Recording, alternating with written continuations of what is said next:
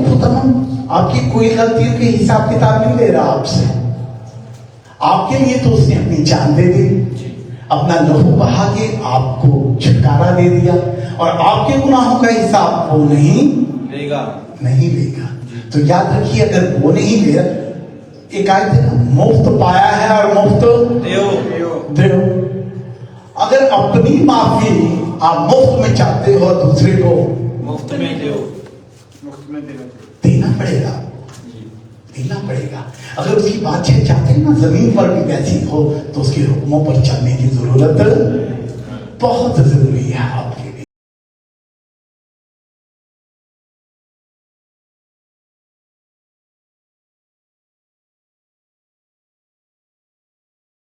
कदूस बरहक और सच्चे खुदावंद, खालिक और मालिक आसमान और जमीन के पिता, आप सच्चे हैं, बरहक हैं और बातों के सच्चे खुदावंद हैं।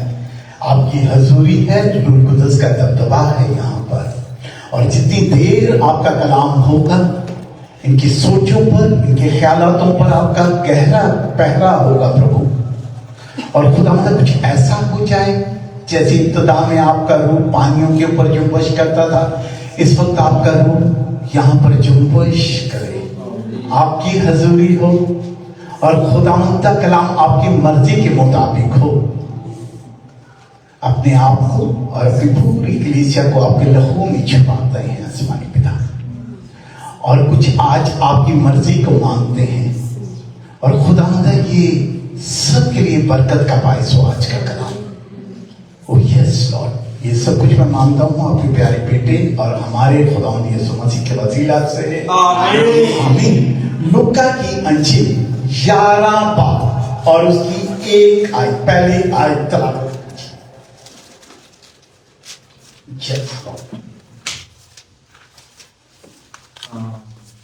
हालेलुया।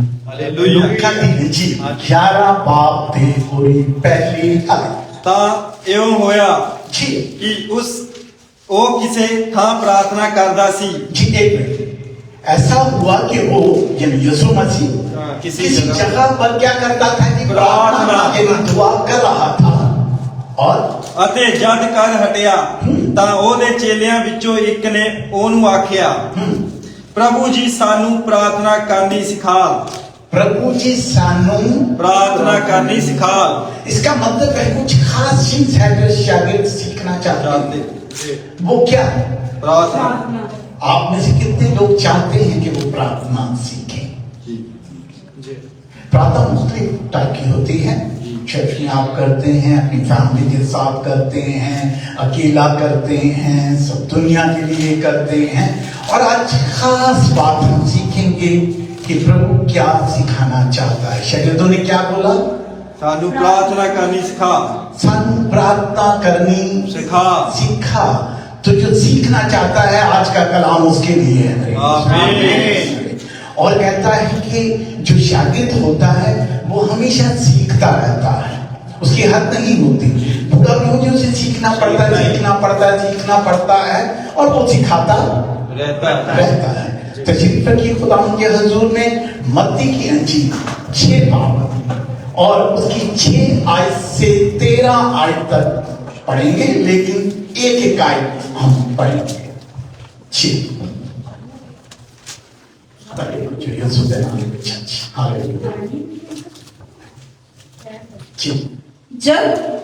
जब तू दुआ करे। हाँ जी, अब क्या है? जब तू दुआ करे, जब आपका जी चाहे दुआ करने के लिए, उस टाइम की बात है। जब तू दुआ करे, बल्कि जब तू दुआ करे तो अपनी कोठरी में जा और दरवाजा बंद करके। जी एक मिनट, जब तू दुआ कर तो अपनी कोठरी में जा और दरवाजा बंद कर। दरवाजा बंद कहाँ से करते हैं जी? अंदरों बाहरों के नहीं, बाहरों लाओगे तेरा मतलब है तो शिकार में चलेंगे कोठरी से। जी ऐसी बात है ना।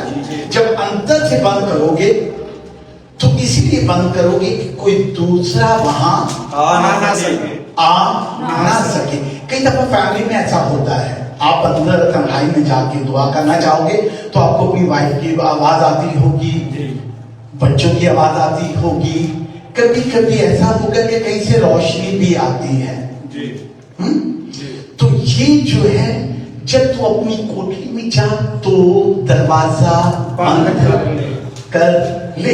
इसका मतलब है जब तू दुआ करने लगे, सिस्टर जी गौर कीजिएगा, ब्रदर जी गौर कीजिएगा, बच्चों गौर कीजिएगा, तो दरवाजे को बंद कर ले। यानी देख, तू अपनी हैंकल में अंदर एंटर होता है तो अंदर से कुंडी लगा ले, क्योंकि तेरे पास तो ज़हन में ख्याल आते हैं, मैंने किलो रिश्ता देना है, मैंने किराया देना है, मेरे बच्चों की फीस देनी है। तुम इन सब के लिए अपने आप को कुंडी लगानी है। जी फिर से इस आयत को पढ़िए। बल्कि जब तू दुआ करे तो अपनी कोठरी में जा और दरवाजा बंद करके अपने बाप से जो पोशीदगी में है दुआ कर।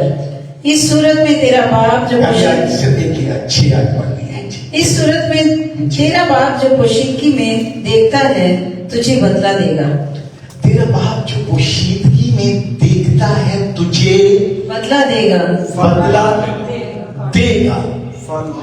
इस धरती में बहुत कम लोग हैं जो अपना दरवाजा बंद करके दुआ करते हैं, वरना तो बैठे ही दुआ में बहुत सारी बातें आती है, आने लग जाती हैं, ख्याल आने लग जाते हैं, और आपको वो मौका नहीं मिल पाता जहां आप और वो कनेक्ट एक हो जाए, एक जान हो जाए। बड़ी खास बात है ये। इस मकाम पर आने के लिए बहुत टाइम लगता है। इस मकाम पर आने के लिए जब आप अपनी कुंडी बंद करना सीख लेंगे ना, आपकी प्रार्थना से मुर्दे भी जिंदा होंगे यीशु के नाम से। और ये हम बाइबल में से देख लेंगे आज की बात कैसा होता है या नहीं होता। मेरे साथ देखिएगा, दूसरा सलाती 4 बाब उसकी 32 से 33 आयत तक पढ़ेंगे। सेकंड राजा क्या कहते हैं, दूजा राजा जी, दूसरा राजा 4 बाब 32 और 33 आयत पढ़ लीजिए। 32, 33।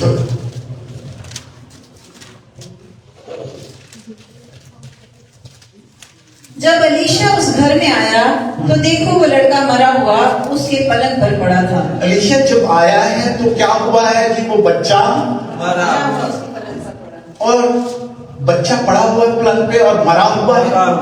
जी, क्या किया एलीशा? सो वो अकेला अंदर गया और दरवाजा बंद करके खुदावंद से दुआ की। क्या किया जी? दरवाजे को बंद किया, कुंडी लगाई, ला ली, दरवाजा बंद कर लिया है। इसका मतलब है कि उसने सब दुनिया से राब्ता तोड़ दिया। और किससे जोड़ लिया? परमेश्वर से राब्ता जोड़ दिया है। जब आप जिंदगी में सबसे नाते रिश्ते तोड़ के प्रभु के साथ रिश्ता जोड़ लेंगे तो मरी हुई चीजें भी जिंदा होंगी मेरे यीशु के नाम से। मैंने कहा कि मरी हुई चीजें भी जिंदा हो जाएंगी यीशु के नाम से। जी, 35। सो वो अकेला अंदर गया और दरवाजा बंद करके खुदावंद से दुआ की और ऊपर चढ़कर उस बच्चे जी। अब अमाल 9 बाब की 40 आयत मेरे साथ देखिएगा। अब मैं आपको दिखाऊंगा एक और मुर्दा भी जिंदा हो गया जी। और ये भी कैसे हुआ? दरवाजा बंद कर लिया गया, दरवाजा बंद कर लिया। मैंने कहा था कि जल्दी जल्दी से स्क्रीन पर देखकर आयत पहले से निकाल के रखा करें। जी, अमाल 9 बाब की 40 आयत। पतरस ने सबको बाहर कर दिया और पतरस ने क्या किया? ये सबको बाहर कर दिया है। उसने कहा कि मेरे आसपास झपट ना हो, मैं अपनी लाइन डायरेक्ट खुदावंद के साथ मिलाऊं, मैं उससे मांगूंगा तन्हाई में और वो मेरे लिए सब कुछ कर देगा। मैंने कहा कि ये ऐसी प्रार्थना है जो मरी हुई चीजों को जिंदा करने की ताकत। जब आप तन्हाई में उससे मुलाकात करते हैं ना, तो परमात्मा और आपकी आत्मा एक हो जाती। और फिर जो कुछ आप मुंह से बोलते हो वो हो जाता, उसमें जीवन आ जाता है। यानी आपकी प्रार्थना रीमा कलाम बन जाती है, उसमें जीवन हो जाता है। जब आप बोलते हो कुछ और वो हो जाता है यीशु के नाम से। जी यस। पतरस ने सबको बाहर कर दिया और घुटने टेक कर दुआ की। फिर लाश की तरफ मतवज्जो होकर कहा, फिर किसकी तरफ की? लाश की तरफ मतवज्जो होकर, यानी तवज्जो दी उसकी तरफ, देखा उसकी तरफ। फिर लाश की तरफ मतवज्जा होकर कहा, ए तबीता उठ। और उसे क्या कहा कि ए तबीता उठ। आप जब अपने घर में जाएं और तन्हाई में दुआ करें, अलग में दुआ करें, तो देखिए जो मुर्दा चीजें हैं ना, मुर्दा चीजें, कई ऐसी ख्वाहिशातें हो जाती हैं जो मर गई होती हैं। कुछ ऐसे केस होते हैं जिनका पता नहीं लगता हल होंगे या नहीं होंगे। जब आप तन्हाई में दुआ कर कर ये बात मांगेंगे तो वो चीजें जिंदा हो जाएंगी आपके लिए। वो चीजें जिंदा हो जाएंगी यीशु के नाम से आपके। ये कोई छोटी मोटी बात नहीं है, बहुत गहराई की बात है। इसमें बहुत ध्यान देना पड़ता है आपको, एक जान होना पड़ता है। इसीलिए दरवाजे को बंद करने की जरूरत है, वरना तो खिड़कियां तो बहुत खुली रहती हैं जी। सुबह से शाम तक ध्यान ही रहते हैं। एक मिनट में न जाने कितने ख्यालात तो जहन में आते हैं, कितनी परेशानियां आती हैं। अगर इन सब से रास्ता कट जाए और आप कुंडी लगाना जान जाए, दरवाजा बंद करना जान जाए, तो जो चाहोगे प्रभु से वो आपके लिए हो जाएगा। जब तू दुआ करेगा तेरे लिए हो जाएगा। अब ये बात है मुर्दा चीजें जिंदा होने के लिए, कोई छोटी मोटी बात नहीं है, कोई छोटे मोटे मसले नहीं हैं। ये इंसान जो मर गए हैं वो जिंदा हो रहे हैं प्रार्थना के जरिए, प्रार्थना के जरिए जिंदा हो रहे हैं। लेकिन शोषा नहीं किया, कोई ज्यादा लोगों को इकट्ठा नहीं किया, कैमरामैनों को नहीं इकट्ठा किया, आओ देखो मैं ये काम करने का, ऐसा नहीं बोला। तुम लोग सब आउट हो जाओ, दूर हो जाओ, मैंने दरवाजा बंद कर दिया है और मैंने अपना दरवाजा सिर्फ उसके लिए खोल दिया है। मैंने अपना दरवाजा उसके लिए खोल दिया, वो मेरे लिए आ गया है। कई दफा ऐसे होता है, हम कहते हैं कि अगर कोई काम हो तो मुझे आवाज देना, इससे पहले दरवाजे पे खटखटाना मत, मैं प्रार्थना में हूं। अगर कोई बहुत जरूरी काम हो, किसी खास आदमी को कहा जाता है, तो फिर तो आप सिर्फ उसके लिए खोलते हैं जिसके लिए आप चाहते हैं। तो आपने दुनिया के लिए अपनी दरवाजा बंद करना है और प्रभु के लिए खोलना है। कि प्रभु कैसे आपने अंदर से बंद किया है और तेरे दर पर खटखटाता है कौन? प्रभु खटखटाता, तू खोल देगा वो अंदर आ जाएगा। तूने सबके लिए बंद किया है, लेकिन देखो फिर चाबी आपके हाथ में है, लॉक तो आपने अंदर से किया हुआ है जी। और आप ही ने करना है, और खोलना भी किसने है? आपने करना है। प्रभु आएगा आपके लिए, दरवाजा खटखटाएगा, आप उसे आने देंगे और आपके जीवन में बड़े बड़े काम होंगे मेरे यीशु के नाम से। यस। अब चलते हैं मत्ती 7 आयत को। जी। फिर लाश की तरफ मतवज्जा होकर कहा, ए तबीता उठ। बस उसने आंखें खोल दी और पतरस को देखकर उठ बैठी। जी। अब मत्ती 6 आयत पढ़ी थी हमने, 6 बाकी 6, और अब 7 आयत पढ़ेंगे।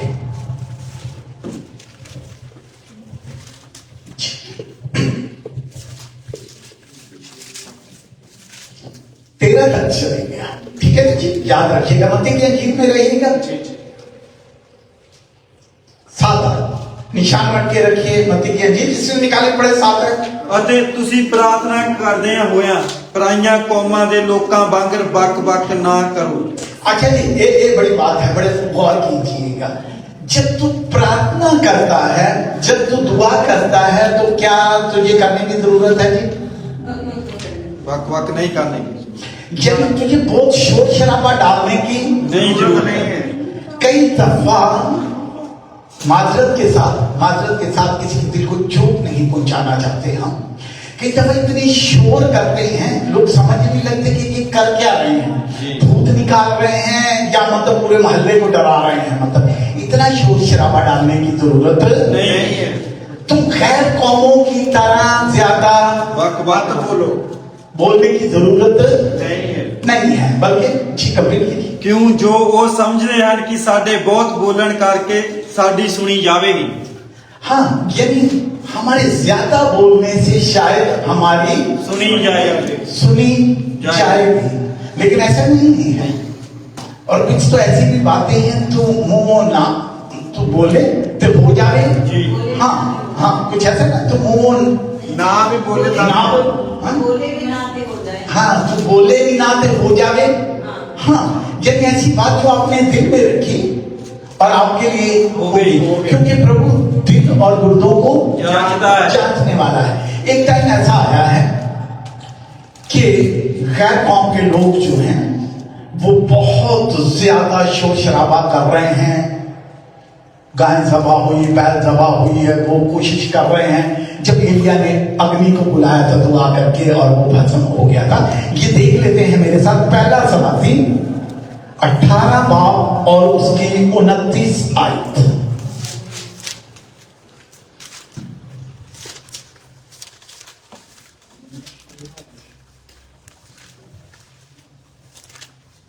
नौजवान तगड़े रहे जल्दी से पहना दे पहला समाधि 18 बाब। वो दोपहर ढले पर भी शाम की कुर्बानी चढ़ाकर नबूवत करते रहे, पर ना कुछ आवाज हुई, ना कोई जवाब देने वाला, ना तवज्जो करने वाला था।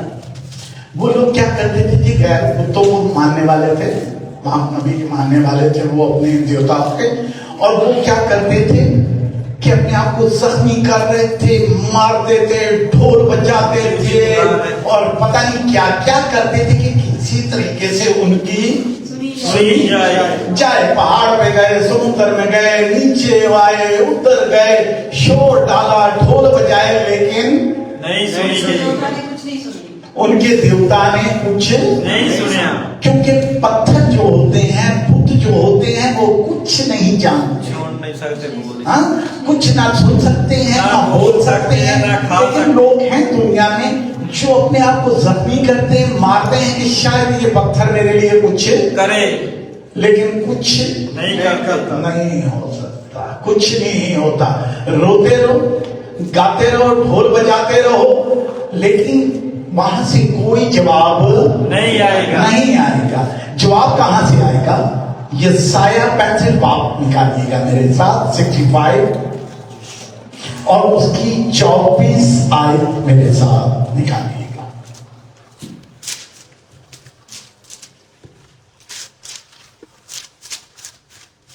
यस, किसने जल्दी निकाला? 65 की 24। हाँ जी, मुझे अब इनाम देना पड़ेगा, जो पहले निकालेगा उसको फर्स्ट प्राइज मिलेगा। सिस्टर ने बड़ी जल्दी निकाल दिया। तो पहला मैं उत्तर देंगा कि वो अजे गल्ला ही करदे होणगे कि मैं सुन लवांगा। इनाम ज्यादा हो गया यीशु के नाम में, लेकिन ऊंची पढ़ रहा है। ਇਹੋ ਹੋਵੇਗਾ ਕਿ ਉਹਨਾਂ ਦੇ ਪੁਕਾਰਨ ਤੋਂ ਪਹਿਲਾਂ ਮੈਂ ਉੱਤਰ ਦੇਵਾਂਗਾ ਅਤੇ ਉਹ ਅਜੇ ਗੱਲਾਂ ਹੀ ਕਰਦੇ ਹੋਣਗੇ ਕਿ ਮੈਂ ਸੁਣ ਲਵਾਂਗਾ। आमीन। लॉर्ड, अभी तो वो बातें ही कर रहे होंगे और मैं सुन लूंगा। सुनो, अभी आपने मुंह से बोला नहीं है, अभी आपस में ही बातें कर रहे हो। अभी तो आपने प्रार्थना शुरू ही की है और मैं सुन लूंगा, और सिर्फ सुनूंगा नहीं बल्कि उत्तर यानी तेरे को जवाब भी दूंगा। दे दूंगा। तू बात ही करता होगा, तो बात ही आपस में करते होगे। हम क्या करें, हमारे डॉक्यूमेंट्स का क्या होगा, हमारे केस का क्या होगा, हमारे भाई का क्या होगा, हमारी बहन का क्या होगा, हमारी बेटी का क्या होगा। अब भी आप आपस में बातें ही कर रहे होगे और जवाब पहले से आ जाएगा आपके लिए। जवाब आपको जरूरत नहीं सर फोड़ने, आपको जरूरत नहीं है पहाड़ पे जाने की। आप सिर्फ प्रार्थना में सच्चे दिल से मांग ही रहे होगे तो जवाब आ जाएगा आपके लिए। वो सुबह से शाम हो तक चुका। रोते रहे, तड़पते रहे, शोर करते रहे, अपने आप को जख्मी करते रहे, लेकिन अग्नि नहीं आई आसमान से उनके लिए। जैसे एलिया नबी ने दुआ की और फौरी तौर पर अग्नि आ गई, यानी जवाब फौरी तौर पर आपके लिए आ जाएगा। अब मेरे साथ मत्ती 6:8 पढ़ लीजिए।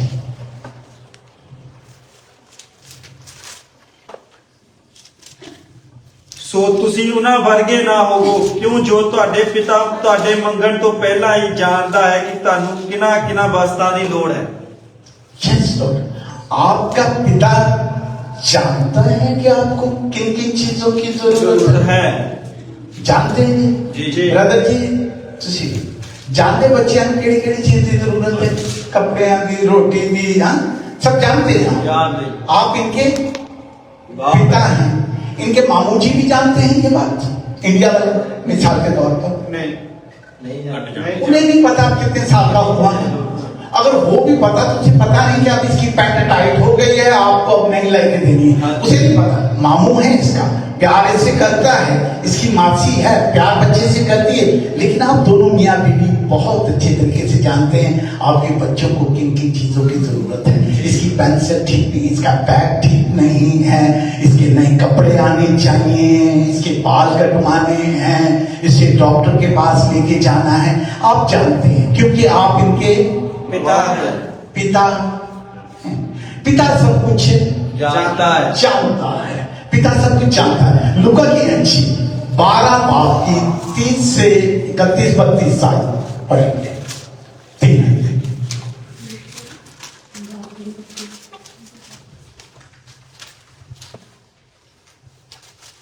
ਪਰੰਤੂ ਤੁਸੀਂ ਉਹਦੇ ਰਾਜ ਨੂੰ ਭਾਲੋ ਤਾਂ ਤੁਹਾਨੂੰ ਇਹ ਵਸਤਾਂ ਵੀ ਦਿੱਤੀਆਂ ਜਾਣਗੀਆਂ। क्या करो जी? ਤੁਸੀਂ ਉਹਦੇ ਰਾਜ ਨੂੰ ਭਾਲੋ। आप अगर उसके राज को खोजोगे तो ये सारी चीजें जो दुनिया वाले मांगते हैं ਤੁਹਾਨੂੰ ਦੇ ਦਿੱਤੀਆਂ वो आपको दे ਦਿੱਤੀਆਂ जाओ, दे दी जाएंगी, मिल गई हैं यीशु के नाम से। दुनिया वाले जिनके लिए तरसते हैं, जिनके लिए परेशान हैं, वो कैसे कैसे? क्योंकि वो आपका पिता है, वो जानता है। आपने कितनी आयतें पढ़ी थी?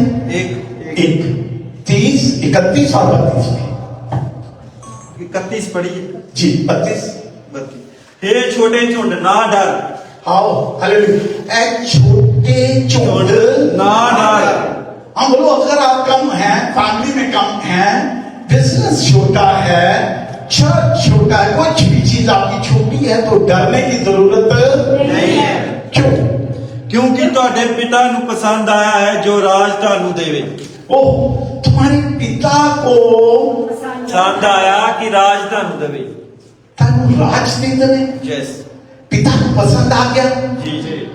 कहती छोटों को प्रभु बहुत प्यार करते हैं, छोटों को बहुत प्यार करते हैं। कभी अपने आप को कमजोर मत समझिएगा, कभी अपने आप को अकेला मत समझिएगा, क्योंकि प्रभु को पसंद आया है कि आपको राज दे दे, राज दे दे। यानी ऐसे इख्तियार आपको दे दे कि जो कुछ आप चाहो वो आपके लिए हो जाएगा यीशु के नाम से। जो कुछ आप चाहते हो, जब राज आपके हाथ में आ गया, जो आप ऑर्डर करोगे, जो साइन कर दोगे, वो हो जाएगा यीशु के नाम से। Yes Lord. ऐसा नहीं है, प्रभु को ये बातें पसंद आ गई हैं, आपकी बातें पसंद आ गई, आपकी ईमानदारी पसंद आ गई है प्रभु को। Yes Lord. अब मत्ती की अंशील 6 की 9 आयत मेरे साथ लाओ। बस तुम इस तरह दुआ किया करो कि ऐ हमारे बाप, तू जो आसमान पर है, तेरा नाम पाक माना जाए, तेरी बादशाही आए, तेरी मर्जी जैसे आसमान पर पूरी होती है जमीन पर भी।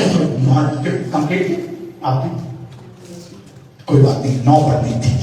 आप हिंदी में भी पढ़ लीजिए 9 आयत। बस बेटा हिंदी में पढ़ो 9 आयत। बस तुम इस तरह सो ਤੁਸੀਂ ਇਸ ਵਿਧੀ ਨਾਲ ਪ੍ਰਾਰਥਨਾ ਕਰੋ, हे ਸਾਡੇ ਪਿਤਾ ਜਿਹੜਾ स्वर्ग विच है, तेरा नाम पाक मन्या जावे। अपने पड़ोसी को ये बात बता, जब दुआ करनी है तो तुम किस इस तरह दुआ करें, बस तुम इस तरह पैन तो इस तरह दुआ करें अगर, हाँ जी, बस मुस्कुराते हुए हंसते हुए इस तरह प्रार्थना करे कर, उस तरह नहीं जिस तरह दुनिया वाले करते हैं, इस तरह प्रार्थना करे कर जिस तरह प्रभु ने तेरी किया। क्या प्रभु की बात मानेगा तो तेरा भला ही होता जाएगा। प्रभु ने जो बताया है वही तुझे करने की जरूरत है। रोमियो 8 बाब की 15 आयत देखिएगा।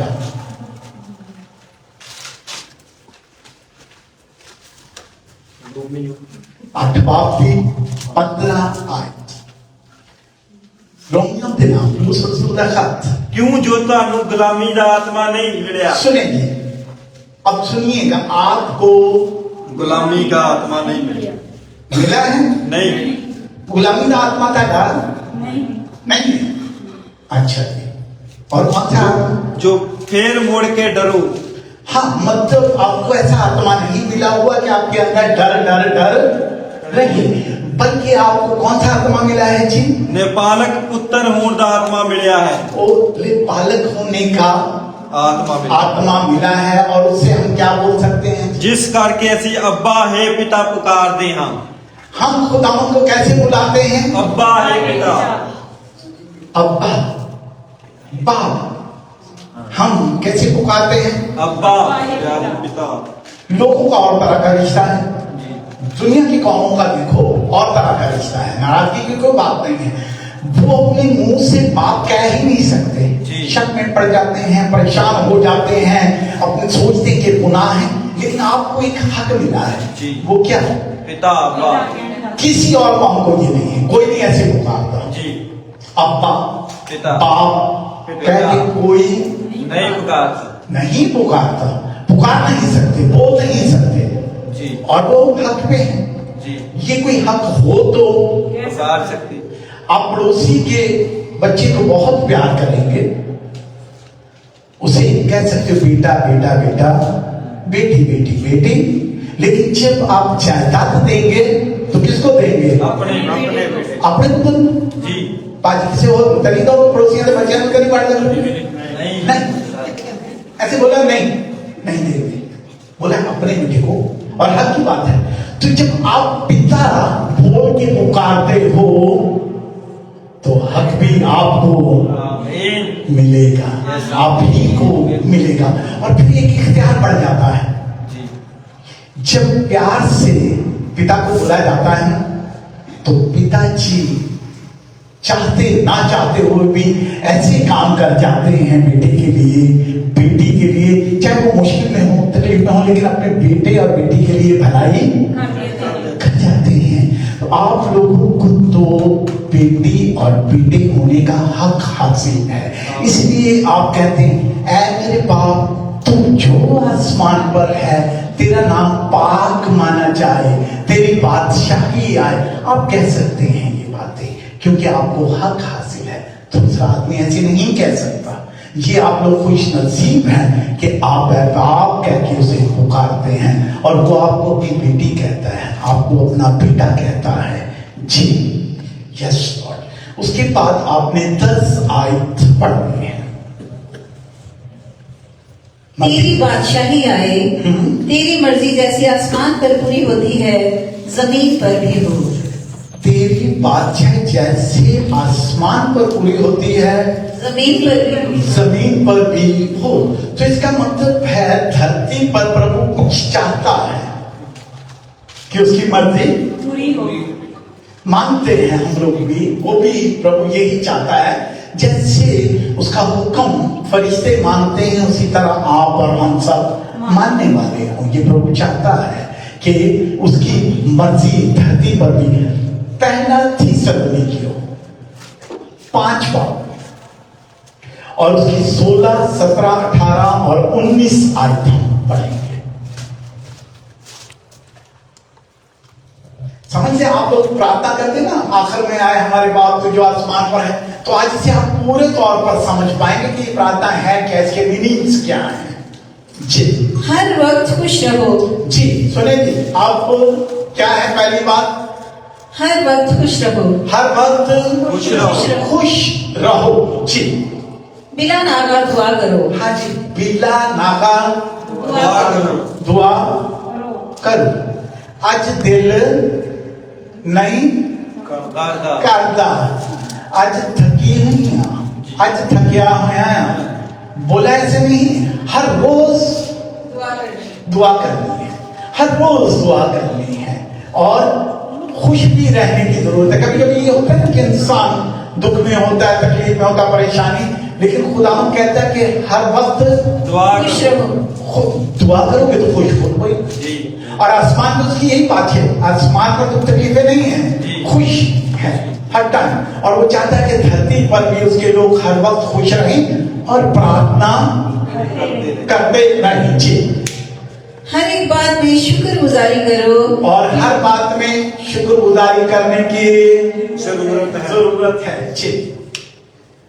और हर एक बात में शुक्रगुजारी करो, क्योंकि मसीह यीशु में तुम्हारी बाबत खुदा की यही मर्जी है।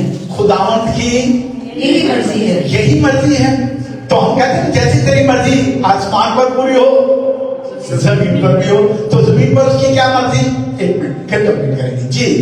सिस्टर जी की तरह मर्जी है, सुनाए तो देखो क्या करो। सदा आनंद रहो, खुश रहो, नित प्रार्थना जी के करो, रोज प्रार्थना करो। प्रार्थना करते रहो, हर हाल ਵਿੱਚ ਧੰਨਵਾਦ ਕਰੋ ਕਿਉਂ ਜੋ हर बात गल में धन्यवाद हर हाल कई चीजा हर हाल समझिए। कई दफा लोग बोलते बड़ी मुसीबत आ गई, लेकिन खुदा उस मुसीबत को लेकर आपके लिए भलाई पैदा कर सकता है। इसलिए अगर आप खुश रहोगे तो आपका दुख जो है वो सुख में बदली हो जाएगा।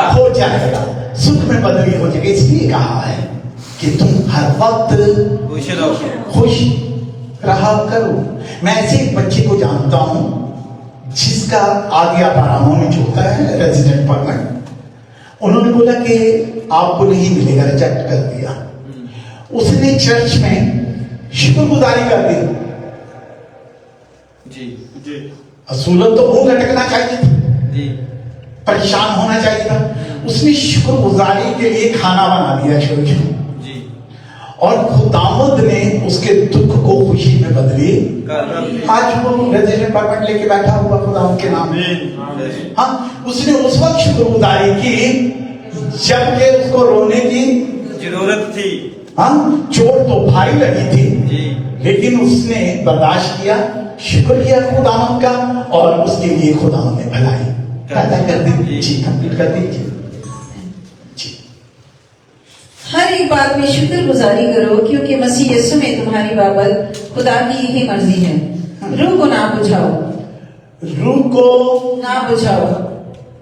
एक दूसरे बात भी कि रूह नु बुझन, आ दियो अगर रूह बुझ गई तो क्या होगा, अंधेरा हो जाएगा। हो जाएगा। और अगर अंधेरा होगा तो कुछ नजर नहीं है। नहीं आएगा। कई दफा हम लोग बोलते हैं ऐसे, राह कोई नजर नहीं आता। इसका मतलब पता क्या है जी कि जो आपके अंदर की रूह थी वो बुझ गई। अगर रोशनी होती तो आपको रास्ता नजर आता। जी हाँ, वो तो वहां रास्ता बना देता जहां रास्ता होता नहीं। होता नहीं है। हाँ, तो इसका मतलब है कि वो चानन है, वो रास्ता दिखाता है। अगर आपको रास्ता नहीं नजर आ रहा तो देखिए कि कहीं आपकी रूह बुझी हुई तो नहीं है। नहीं है, कहीं आपकी दूरी तो नहीं होगी खुदावंद से, जो आपको कुछ ऐसा नजर नहीं आ रहा।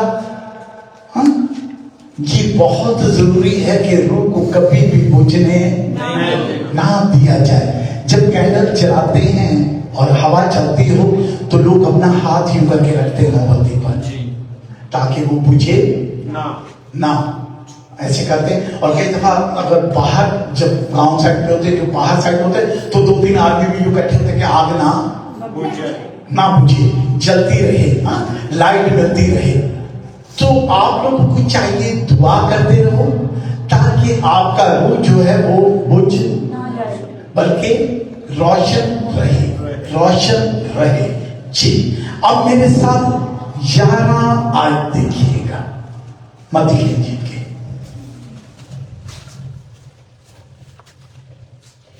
हमारी रोज की रोटी आज हमें दे। हमारे रोज की रोटी आज आज हमें हमें दे। अच्छा जी, अब रोटी है दो किस्म की।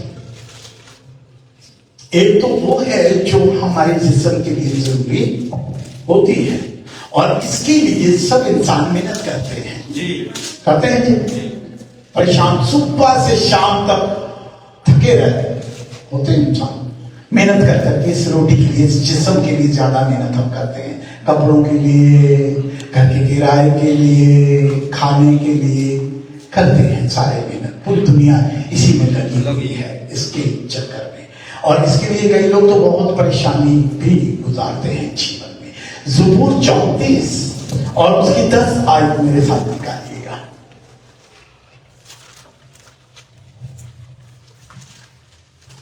यस, बब्बर के बच्चे तो हाजतमंद और भूखे होते हैं। जी सुनिएगा, बब्बर के बच्चे तो हाजतमंद और भूखे होते हैं। होते। सुनिएगा, ये जंगल का राजा राजा कहलाता है ना जी, बादशाह कहलाता है, और उसके बच्चे भूखे भूखे। ये धरती की बात हो रही है। यदि राजा महाराजा पे भी मुश्किल आ सकती है। सुनिएगा ये बात कि वो जंगल का राजा कहलाता है, उसके बच्चे तो भूखे हो सकते हैं, लेकिन बब्बर के बच्चे तो हाजतमंद और भूखे होते हैं, पर खुदावंद के तालिब किसी नेमत की मोहताज ना होंगे। हालेलुया। इस जुमले पर आपने गौर नहीं किया क्या? पर खुदावंद के तालिब, खुदावंत के तारीफ जो पर उम्मीद रखते हैं, इसके लिए तो आपको हाथ हिलाना चाहिए, उसकी जय जयकार करनी चाहिए कि आप जिंदगी के किसी मोड़ पर भी भूखे नहीं होंगे। क्राइसिस कितने भी चलते हों, मुश्किलातें जितनी भी हों, लेकिन खुदावंत आपको पेट भर कर खाना देगा। जी, आप जिंदगी के किसी मोड़ पे भी उस मकाम पर नहीं पहुंच सकते जहां इसकी तंगी होगी। खुदावंद आपकी हर जरूरत को पूरा करेगा। और कुछ और बातें भी हैं। ये तो होगी जिस्म की बात, ये तो आपको कभी वो नहीं होने देगा। 40 साल तक उन्हें खिलाया ना इसराइलियों को जी। हाँ जी, ना उनके जूते टूटे, ना उनके कपड़े पुराने हुए, ना कोई खाने की प्रॉब्लम हुई उन्हें नहीं।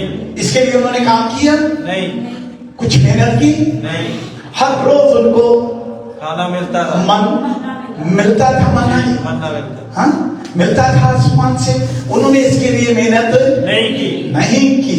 और इंसान सिर्फ इसी से नहीं जीता। मेरे साथ मत्ती की इंजील में वापस चलिएगा, 4 बाब की 4 आयत तिलावत कीजिएगा। Yes God.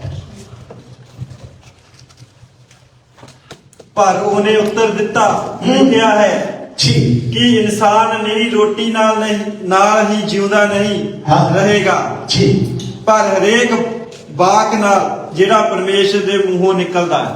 यस, उर्दू में पढ़ दीजिए। उसने जवाब में कहा, लिखा है कि आदमी सिर्फ रोटी ही से जीता ना रहेगा। देखिए, ये लिखी हुई बात है, और जो लिखी हुई होती है गारंटी पक्की होती है। हाँ, अगर आपसे कोई बोले कि गड्डी ताकि है तो तुम कहोगे जी मेरे को डॉक्यूमेंट्स नहीं। लिखी पड़ी हुई बात है कि गाड़ी आप ही की, अच्छी बात है ना जी। इसका मतलब है कि ये बात बिल्कुल परफेक्ट है, इसमें कोई शक की बात नहीं है कि इंसान रोटी ही से नहीं जिएगा, बल्कि लिखा है कि आदमी सिर्फ रोटी ही से जीता ना रहेगा, बल्कि हर बात से जो खुदा के मुंह से निकलती है। जो खुदा के मुंह से निकलती है उसमें जीवन पाया जाता है, उसमें जिंदगी पाई जाती है। इस बदन को तो छोड़कर एक दिन जाना ही जाना है, लेकिन आपकी रूह उसके साथ हमेशा जिंदा रहेगी। अगर आप कलाम लेते रहोगे, जो मेरा ये बदन खाता और मेरा लहू पीता है उसमें जीवन हमेशा का। यदि जो आप उसका कलाम लेते हैं, जो कलाम आपको अभी मिल रहा है ससुर जी, इसमें हमेशा का जीवन है। इसमें हमेशा का जीवन है आपके लिए। ये आपकी रूह को मजबूत करेगा, बढ़ाएगा, बड़ा करेगा, मजबूत करेगा। आप ईमान में और ज्यादा बढ़ते जाएंगे। अब मेरे साथ देखिएगा 12 आयत मत कीजिए। और जिस तरह हमने अपने कर्जदारों को माफ किया, तू भी हमारे कर्ज हमें माफ कर। जिस तरह हमने अपने कर्जदारों को कर्जदारों को माफ किया, तू भी हमारे कर्ज हमें माफ कर। हमारे कर्ज हमें माफ कर दे। हाँ? हम दुनिया वाले तो माफी कुछ दुपट्टे के नाल बन के रख गड्ढा मार के कुछ पाके पॉकेट आगे रख देने, याद रखते हैं बातें दिल। वो कहते इन दिल दे विच गल एक 20 साल पुरानी गल नहीं भूलेगा। कहते 30 साल पुरानी बात नहीं मिली, वो तो वक्त गुजर गया था, वो तो टाइम गुजर गया, अब उसका क्या काम। लेकिन कुछ लोग बातों को मजबूती से रखते हैं, बांध कर रख देते हैं। लेकिन खुदा कुछ आपसे कह रहा है, आज आपसे ही कह रहा है खास बात। ज़बूर 32 और उसकी 2 आयतें तिलावत कीजिएगा मेरे साथ।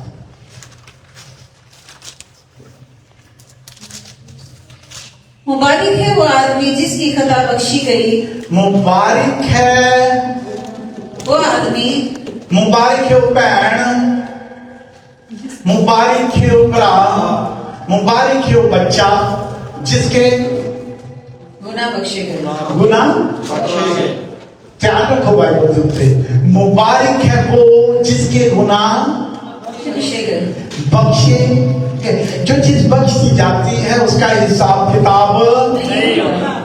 तो इसका मतलब है कि आपके गुनाह जो हैं वो बख्शे गए हैं। बख्श दिए गए हैं। और अब ने भी कुछ बख्शा है या नहीं, सोचिएगा, गौर कीजिएगा। और प्रभु कह रहा है आपसे, जी तब कह रहे हैं, आपको कह रहा है कि आपसे कह रहा है कि आपके गुनाह बख्शे गए। उसका कोई हिसाब किताब नहीं दूंगा। लेकिन मात्र से आपसे मतलब पर्सनली लेना ये बात, आप क्यों भी हिसाब रख सकते, मैं तेरे नाल हिसाब किताब पूरा करना है, मैंने मौका तो मिल जावे। हाँ, मैं इसको पूरा, कभी मुझे टाइम मिले तो मैं हिसाब किताब पूरा करूंगा, मैं मौका ढूंढूंगा, मैं वो मौका लाऊंगा। जब मुझे मौका मिल गया तो मैं भी तीर चलाऊंगा। आपके तो गुनाह बख्श दिए गए हैं। अपने तीरों को तोड़ दो यीशु के नाम से, अपनी इन बातों को तोड़ दो। अगर आपके बख्शे गए हैं तो आप भी मुबारक है वो जिसकी खता बख्शी गई और जिसका गुनाह ढांका गया। और जिसका गुनाह ढांका गया। समझ पंजाबी में क्या कहते हैं इसको? ढक गया। और जो ढकती जाती है चीज वो भी नजर नहीं आती। कई दफा घर में फैमिली पैन बहुत अच्छे तरीके से जाती है इसका। जल्दी से अगर कोई टेलीफोन कर दे ना मेहमान आ रहा है तो पुराने कपड़े जो धोए नहीं है तो टक के उत्ते चादर साफ पा देती, कुछ ऐसा कवर कर दिया है, टेबल के नीचे, सोफे के नीचे जल्दी सफाई कर दी थी। जो ढक दी गई है वो मेहमान को नहीं आती। आई उसको नहीं। उसने तो देखा बड़ी अच्छी चीज चादर पा दी गई है, हाँ? देखा उसने, लेकिन उसके नीचे क्या है उसको कुछ नहीं पता।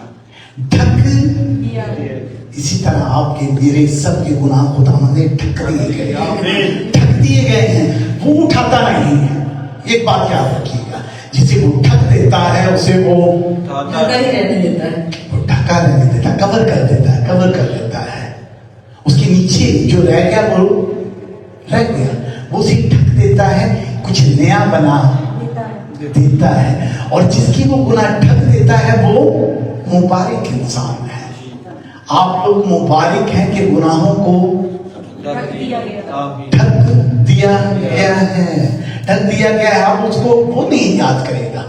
अगर याद करेगा तो आपका मामू करेगा, चाचा करेगा, वो पुरानी गाल तू जो बाहर आया था तो मेरे को 10,000 लिया सी, हाँ मैं तेरी मदद की थी, वो याद करेगा। लेकिन खुदावंद कोई ऐसी पुरानी बात आपके लिए याद नहीं करेगा, क्योंकि वो जो है माफ करने वाला होगा। कंप्लीट कर दो जी। मुबारक है वो आदमी जिसकी बदकारी को खुदावंद हिसाब में नहीं लाता और जिसके दिल में मकर नहीं। एक तो ये देखिए कि अगर हिसाब किया जाए तो फिर आपको जवाब देना पड़ता है जी। हिसाब किताब की गाल को जितने ठानियां चुवानियां दे हिसाब किताब देना पैदा। और जब हिसाब किताब की बात हो तो फिर तराजू पूरा तोला जाता है। ऐसे डंडी डंडी नहीं लगती है इधर इधर उधर नहीं, पूरे तौर पर हिसाब किताब की बात है तो हिसाब किताब की बात है, प्यार की बात है तो प्यार की बात है, और प्यार में हिसाब किताब नहीं। मुबारक है आपके गुनाहों का कोई हिसाब नहीं करता। मुबारक है आप लोग कि आपके गुनाहों का हिसाब ही नहीं करता। हम हो सकता है कि इसको पथराव करके मार दिया जाता है, इस बेटी को मार दिया जाता, इस भाई को कत्ल कर दिया जाता, लेकिन खुदावंद आपकी कोई गलतियों के हिसाब किताब नहीं ले रहा आपसे। आपके लिए तो उसने अपनी जान दे दी, अपना लहू बहा के आपको छुटकारा दे दिया, और आपके गुनाहों का हिसाब वो नहीं लेगा। तो याद रखिए, अगर वो नहीं ले रहा, एक आयत है ना, मुफ्त पाया है और मुफ्त दो। अगर अपनी माफी आप मुफ्त में चाहते हो, दूसरे को मुफ्त में देना पड़ेगा। अगर उसकी बातचीत चाहते हैं ना जमीन पर भी वैसी हो, तो उसके हुक्मों पर चलने की जरूरत बहुत जरूरी है आपके लिए। अब 13 आयत तलावत कीजिएगा, आखिरी आयत। और हमें आजमाइश में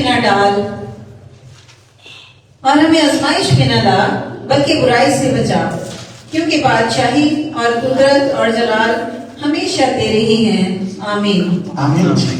क्या करें कि हमें आजमाइश में न डाल, आजमाइश में ना ला, क्योंकि जब आजमाइश होती है ना, जब आग में डाला जाता है तो बहुत मुश्किल होता है, और जब जिसे खुदावंद आजमाता है ना, वो भी चेक करता है। कभी कभी जो सोना होता है वो सोना ही निकलता है ना, कि अगर आग में सोने को डाला जाए तो क्या निकलेगा जी? सोना। और अगर लकड़ी को जला दिया जाए तो क्या होगा? राख, कोला बन जाएगा, राख हो जाएगी, करोगे तो उधर जाएगी लकड़ी से। तो जिसे खुदावंद आजमाता है, भला कर लेता, उसके लिए भलाई पैदा कर देता है। पहला कुरिन्थियों 10 बाब की 13 आयत देखिएगा मेरे साथ।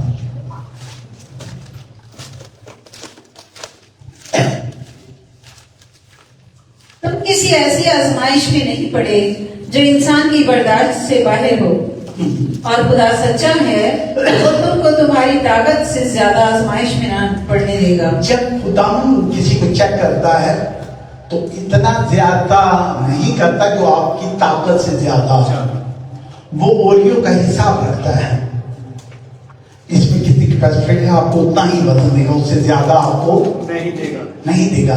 क्योंकि अगर ज्यादा वेट उठाया जाए कमजोर आदमी, तो उसकी कमर में तकलीफ हो सकती है, प्रॉब्लम्स हो सकती है, मसल्स में हो सकती है, कंधे में हो सकती है। तो उतना ही वजन आपको देगा जितना आप उठा सकते हो। वो जानता है मेरी बेटी में कितनी ताकत है, मेरे बेटे में कितनी ताकत है, मेरे छोटे बेटे में कितनी ताकत है। खुदावंद ये बात जानता है और आपको ज्यादा दुख तकलीफों में रहने नहीं देता है। ठीक, तुम किसी ऐसी आजमाइश में नहीं पड़े जो इंसान की बर्दाश्त से बाहर हो, और खुदा सच्चा है, वो तुमको तुम्हारी ताकत से ज्यादा आजमाइश में ना पड़ने देगा, बल्कि आजमाइश के साथ निकलने की राह भी पैदा कर देगा, ताकि तुम बर्दाश्त कर सको। खुदावंद ऐसे रास्ते आपके लिए तैयार कर देगा जिससे आप बाहर निकल जाएंगे। आजमाएगा, आपको दिखेगा आप कितने ईमानदार हो। थोड़ी सी प्रॉब्लम आई ना गाड़ी में, जो इधर थोड़ा सा चेक किया आपको, क्या करते हो? उड़ाते हो, शोर करते हो, तंग करते हो, चेक जाना बंद करते हो। कोई आजमाइश है, आप उसमें खड़े निकले, पास निकले, खुदा ने आपको चेक किया कि ये हैं कितने, अगर इनको मतलब गाड़ी ले ली जाए कितनी देर मेरे साथ जुड़े रहेंगे। खुदा चेक कर सकता है आपको किसी भी तरीके से। वो चेक, मैंने अपने तौर पर एक बात की आप लोगों की लाइफ में, किसी को किसी तरीके से भी चेक कर सकता है खुदा, किसी भी तरीके से वो चेक कर सकता है, आजमाइश दे सकता है। अक्सर लोग बोलते हैं कि सानू वड्डी ब्लेसिंग चाहिए, हाँ जी ऐसे, वड्डी ब्लेसिंग पापा जी, वड्डी ब्लेसिंग चाहिए, ऐसे बोलते हैं, वड्डी ब्लेसिंग, बड़ा आमीन, वड्डी ब्लेसिंग। तो बड़ी ब्लेसिंग के लिए इम्तिहान भी बढ़ा लिया जा सकता है आपसे, देखा जा सकता है कि आप इन बातों में कायम है या नहीं है। जितनी बड़ी आजमाइश होगी जीवन में, उतनी बड़ी ब्लेसिंग भी आएगी यीशु के नाम से। जिसे आप देखते हैं ना बड़ी बड़ी ब्लेसिंग में है इस वक्त, वो कितने कितने दुख से गुजरा है आपने कभी नहीं देखा, कभी नहीं देखा। आपने सिर्फ उसके खुशी के दिन देखे हैं। जब बाहर आते हैं ना तो हर तरफ फूल खिल जाते हैं, खिले होते हैं। खिजा में नजर देखिए, दरख्त कैसे नजर आते हैं, जी किस तरह पत्ते नहीं होंगे, दरख्त चढ़िया चढ़िया है, पतझड़ दे विच कुछ नहीं, खिजा में सब कुछ आउट होता है। और बाहर में जो देखता है वो सोचता है कि शायद ऐसा ही है, लेकिन उस दरख्त में कुछ तकलीफें भी सही हैं, तकलीफें भी सही हैं। आज जो आपको ऊंचे मकामों पर नजर आते हैं, जीवन में कितने कितने दुख उन्होंने सहे हैं आपको नहीं पता। बड़ी आजमाइश ते बड़ी ब्लेसिंग आती है यीशु के नाम में। और आप देखिएगा कि आपके जीवन में अब क्या ब्लेसिंग आने वाली है। मकाशवा 7 बार, मकाशवा रेवलेशन 7 14, 15, 16 से 17 आयत, सब तो आखिरी रेवलेशन जी। मैंने उससे कहा, ऐ खुदावन तू ही जानता है। मैंने उससे कहा, खुदावन तू ही जानता है जी। उसने मुझसे कहा, ये वही हैं जो उस बड़ी मुसीबत से निकल कर आए हैं। हाँ, मैंने उससे कहा ये वही हैं जो बड़ी मुसीबत से निकल कर आए हैं। बहुत सारे लोग हैं आज बड़ी मुसीबत में हैं, बड़ी परेशानियों में हैं, दुख में हैं, तकलीफ में हैं, लेकिन अब ये निकलने वाले हैं बाहर यीशु के नाम से। मैंने कहा कि निकलने वाले हैं यीशु के नाम से जी। उसने मुझसे कहा, ये वही हैं जो बड़ी मुसीबत से निकल कर आए हैं। उन्होंने अपने जामे बरा के खून से धोकर सफेद किए हैं। इसी सबब से ये खुदा के तख्त के सामने हैं। किस सबब से है? कि देखो सबब है आपका सबका, क्या उसके तख्त के सामने है। वो सबब क्या है बेटा? बाइबल से ध्यान दो की सबब कि बड़े यीशु दे लहू दे नाल तुसी धोते गए हो। हाँ, आपको धो दिया है उसने अपने लहू से। ये सबब है कि आप तख्त के सामने हैं, वरना कौन आपको तख्त के सामने आने दे? कौन? कोई आने देता है? नहीं। आपके लिए कुछ हुआ, आपको शुद्ध कर दिया गया, आपको पाक कर दिया गया, अपने लहू से धो दिया है और आप आज उसके तख्त के पास हैं जी। इसी सबब से ये खुदा के तख्त के सामने है और उसके मकदस में रात दिन उसकी इबादत करते हैं। ये वो लोग हैं उसके मकदस में, उसके घर में, हैकल में दिन रात उसके इबादत करते हैं। और जो तख्त पर बैठा है वो अपना खैमा उनके लिए उनके ऊपर तानेगा। अब क्या है, आप क्रिश्चियन के लिए एक वादा है, आपके ऊपर वो अपना खैमा तानेगा। ताने यानी आपको धूप नहीं लगने देगा। अगर धूप बोले तो तकलीफ, परेशानी, तकलीफें वो ना आए, तो आपके ऊपर वो साया करके रहेगा। यस जी।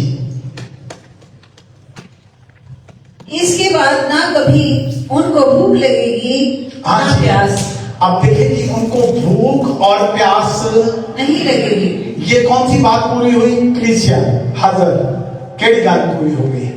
मत्ती 4:4 की क्या थी कि इंसान रोटी से नहीं हर उस बात से जो खुदा के मुंह से ये पूरी होती नजर आ रही है। फिर इंसान को भूख प्यास की जरूरत नहीं रहेगी। जी। इसके बाद ना कभी उनको भूख लगेगी ना प्यास, और ना कभी उनको धूप सताएगी ना गर्मी। और ना धुप ते ना गर्मी उन्होंने सताएगी। ये धूप और गर्मी से हिसाब लगाएं तो आपके जीवन में जितने दुख और तकलीफें हैं ना, जो आपको परेशान करती हैं, छोटी छोटी सी बातें हैं, बड़ी बातें हैं जो आपको परेशान करती हैं, दुख देती हैं जीवन की, वो फिर कभी आपको नहीं सताएंगी। जी। क्योंकि जो बड़ा तख्त के बीच में है वो उनकी गलापानी करेगा और उन्हें आबे हयात के चश्मों के पास ले जाएगा, और खुदा उनकी आंखों के सब आंसू पोंछ देगा। और खुदा क्या करेगा जी? खड़े हो जाए। इस बात के लिए खुशी होनी चाहिए आपको कि जीवन में आपके सारे दुख तकलीफों को दूर कर देगा और आपकी आंखों के आंसू कौन देगा? कितने खुश नसीब लोग हैं जिनकी आंखों के आंसू वो खुद पहुंचेगा। इसका मतलब है कि दोबारा रोना नहीं होगा। ऐसे होता है। कुछ लोग बहुत रोते हैं, रो रो के थक गए थे, फिर सौ जाते रहे। तो आपको जरूरत नहीं पड़ेगी ना थकने की और ना रोने की, क्योंकि आपकी आंखों के आंसू पूछ लिए गए हैं। जी जी, हालेलुया। आज का कलाम आपके जीवन में ऐसा काम करे कि आप समझ पाए इस कलाम को कुछ इस तरह। अब आखिर में हर रोज दुआ करते हैं ना जी, आए हमारे बाप तू जो आसमान पर है, तेरा नाम पाक माना जाए, हाँ बोलते हैं। आज आप समझ पाए इसकी हर एक आयत का कुछ खास मतलब है। ऐसे नहीं प्रभु ने ये आपको प्रार्थना सिखाई। ये ऐसी प्रार्थना है जो मुर्दा चीजों को भी जिंदा, जो जीवन दे देती है, आपको आपके गुनाहों को माफ कर देती है। इस प्रार्थना में बहुत सारी बातें पाई जाती हैं। इसमें एक पॉइंट की बात है, पॉइंट की तो सारी बातें, लेकिन एक है कि अपनी कुंडी को बंद करना भी आपको आए, अपने दरवाजे को बंद करना आपको आज है। जब आप दुआ में जाएं तो आपका ध्यान कहीं और ना हो। मुश्किल है ये, आम हालत में नहीं होता है। इसके लिए बहुत खास टाइम चाहिए है आपको, और कुछ खास टाइम चाहिए जो पर्सनल आपका और बाप का। कोठरी में जाना है अपने और दरवाजे को बंद और बोलना, आए हमारे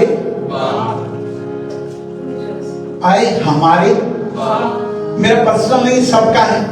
तो जब आप पर्सनल बैठते हैं दुआ में तो आपके साथ कौन कौन होता है?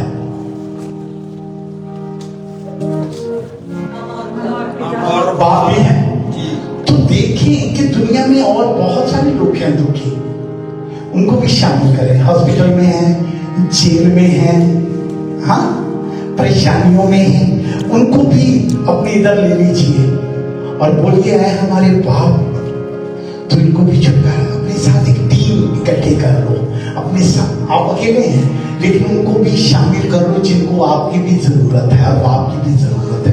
अपने साथ शामिल करिए, अपने हस्बैंड को कर लीजिए, अपनी मम्मी को कर लीजिए, अपने पापा को कर लीजिए, अपने बहन भाइयों को कर लीजिए, अपनी कलीसिया को इकट्ठा कर लीजिएगा। आप अकेले हैं लेकिन कहेगा, हमारे बोलेंगे तो सबके, तो आप तो अकेले हैं तो सबको भी तो इकट्ठा करना है। मेरे साथ कौन कौन शामिल है? मैं अकेले हूं, बाप है, और मैं उन सबको लूंगी जिनके लिए मैं चाहती हूं कि दुआ की जाए। दुआ में अक्सर हम मांगते हैं, प्रभु से मांगते हैं, बच्चों की बहाली, कारोबार, गाड़ी, बंगला, अच्छा रिश्ता, सब कुछ मांगते हैं। और कई दफा हम देते भी हैं, देते हैं दुआ करते थे तुम, तेरा भला हो जाए, तेरा कारोबार बहाल हो जाए, तो आप कुछ आपने लिया है और आपने दिया, और आपने अगर लिया ही नहीं तो आप देंगे क्या? आपका इतना प्यारा रिश्ता हो कि आपके पास ढेर लगा हो, भंडार हो एक बहुत बड़ा, और जो आपको बोले जब आप उसके लिए प्रार्थना करो तो आपके पास भी कुछ देने के लिए होना चाहिए। हाँ, अगर आप ही खाली हैं तो किसी को क्या दोगे? तो प्रभु से ही मांगा करें कि वो इतना रूखा मसा आपको दे दे कि आपके अंदर से जीवन के झरने फूट निकले। जब आप बांटे, जब आप किसी को दें तो आपके पास कमी दिया करो तो तुम्हें भी दिया जाएगा, माफी दो तुम्हें भी माफी मिलेगी। हाँ, ये बहुत जरूरी बातें हैं जीवन की। आज हमारे बाप पढ़ते हैं तो आज आपको समझ आ गई होगी इस दुआ के सही मीनिंग्स क्या हैं। और कुछ लोग इसे नहीं पढ़ना पसंद करते, कुछ लोग शेष वाले भी नहीं इसे पढ़ना चाहते, लेकिन अगर इसके मीनिंग्स जान जाए, इसे समझ जाए कि यीशु मसीह ने ऐसे नहीं आपको सिखाए, इसके बड़े खास मतलब हैं।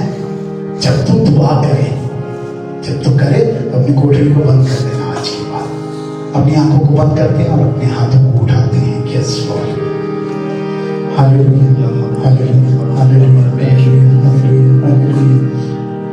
खुदा कुछ ऐसा कर दीजिएगा कि आज का कलाम इनके जीवन में खास काम करे और ये तेरे हुक्मों पर चलने वाले हैं। दुनिया के ख्यालातों को, दुनिया की परेशानियों को एक तरफ रखते हुए तेरे साथ एक जान हो जाए। यस लॉर्ड, आज कुछ ऐसा हो जाए खुदावंद ये कलाम इनके जीवन में 100 गुना फल लेकर आए यीशु के नाम से। तेरी गहराई की बातों को, तेरे राज की बातों को ये जानने वाले हैं। यस, और ये कलाम इनके जीवन में काम आए, ये माफ करने वाले हैं। यस आसमानी पिता, और ये अपने दरवाजे को बंद करना जानते हैं। यस लॉर्ड, इन्हें इतना मजबूत कर दीजिएगा कि दुनिया के लिए, दुनिया के ख्यालातों के लिए ये अपना दरवाजा बंद करें और तेरे लिए प्रभु अपना दरवाजा खोल दे। इन्हें ये तौफीक दीजिएगा कि जब आप इनका दरवाजा खटखटाएं तो ये खोलने वाले हो। आज सब दिलों को नरम कर दीजिएगा और आज का कलाम इनके जीवन में खास काम करे। यस, आज का कलाम इनके जीवन में तब्दीली लेकर आए और खुदा कुछ ऐसा हो जाए जो इनकी आसें टूटी हुई हैं वो बाहर हो यीशु के नाम से। रुके हुए काम हल हो जाए यीशु के नाम से। और डॉक्यूमेंट्स की रुकावटें दूर हो मेरे यीशु के नाम से। कारोबार में बहाली आई यीशु के नाम से। बंद दरवाजे के लिए खुल जाए मेरे यीशु के नाम से। और आज आपकी रूह की आंधी चले, हर तकलीफ को, हर परेशानी को इनके जीवन से दूर ले जाए, क्योंकि आप कलीसिया से प्यार और मोहब्बत करते हैं, आप पूरी दुनिया से प्यार और मोहब्बत करते हैं, इसलिए आपने अपने इकलौते बेटे को बख्श दिया ताकि जो हमेशा की जिंदगी पूरी हो गई यीशु के नाम से। आज के बाद इनके जीवन में तब्दीली चाहता हूँ यीशु के नाम से। खुदा का गहरा असर हो जाए यीशु के नाम से इनके जीवन में। वो पानी पिताइए पूरी दुनिया में तेरी गवाही देने वाले हो। खुदा ने इनके जीवन में अद्भुत और जलाली काम कर दिया है, क्योंकि आपने इन्हें अपनी रहमतों से, अपनी बरकतों से भर दिया है। इनके गुनाहों को माफ कर दिया है, इनके गुनाहों को ढक दिया है आपने प्रभु। आज इनके जीवन में आपने कुछ खास कर दिया है। यस लॉर्ड, ये आपकी मर्जी के मुताबिक आज का कलाम था खुदा। ये महीना रोजों का है, ये फतह का महीना है, ये कामयाबी का महीना है, ये तरक्की का महीना है। तो खुदावंद कलीसिया के जीवन में ये महीना तरक्की, कामयाबी और बहाली लेकर आए मेरे यीशु के नाम से। खास हो जाए आसमानी पिता, सारी रुकावटें यीशु के नाम से जीवन से दूर हो जाए। आमीन हो चुका यस हर तरह की कमजोरी और बीमारी मेरे यीशु के नाम से इनके जीवन से दूर हो जाए। हो चुका आप अपने कलाम को भेज के शिफा देते हैं, आप अपने लहू से इन्हें चंगा कर देते हैं। Yes, sir. तो आसमानी पिता आज आपका कलाम और लहू इनके जीवन में बड़ा काम कर रहा है। Yes, yes, yes. आज का खास दिन हो खुदा के जीवन में कुछ खास हो जाए, कुछ नया कर दिया है वो मेरी जिंदगी के बीच, पुरानी चीजें चली गई और सब कुछ उसने नया कर दिया है आपके जीवन में। यस, वो कहता है कि पुरानी चीजें दूर हो गई आपसे और सब कुछ मैंने नया कर दिया है। और जिसे नया करता है खुदा वो कभी पुराना नहीं होता। उसने आपके जीवन को तब्दील कर दिया है, आपका उठना बैठना, आपकी सोचों को उसने चेंज कर दिया है। आज का कलाम आपके जीवन में गहरा असर करेगा और ये आपके बच्चों के जीवन में बहाली, खुशहाली और तरक्की लेकर आए मेरे यीशु के नाम से। अगर ईमान रखते हैं तो मेरे साथ मिलकर कहिएगा आमीन। आमीन हालेलुया हालेलुया हालेलुया हालेलुया।